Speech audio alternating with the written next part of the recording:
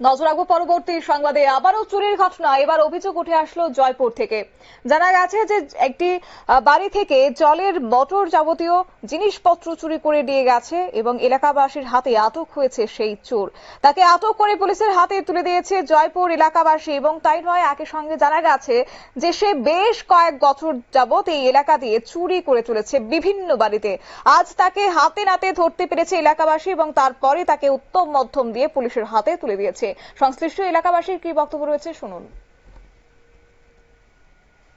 গতকালকে 4:20 আমার থেকে মোটর, গ্যাস সিলিন্ডার, আলমোনিক 4,000 টাকা আর অন্য জিনিস চুরি করে নিয়ে এসে আজকে সিসি ক্যামেরা উপলক্ষ দিয়ে বাইক করছি। বাইক করে বাড়ি হইল জলগা বস্তি রামনগর, ওখান থেকে বাইক করছি। হ্যাঁ কইল যে কালীপুর ইন্দ্রজিৎ নামে কারো বিক্রি করছে, ওই উদ্দেশ্যে এখানে আসা। কি কি নিয়েছে আপনার? গ্যাস সিলিন্ডার, মোটর, আলমোনিক 4,000 টাকা আর অন্য জিনিস।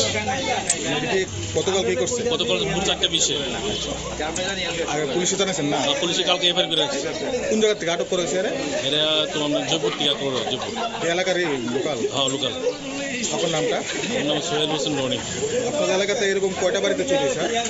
তো প্রায় হয়, আমার বাড়িতে কালকে চুরি হয়েছে ধরা পড়ছে।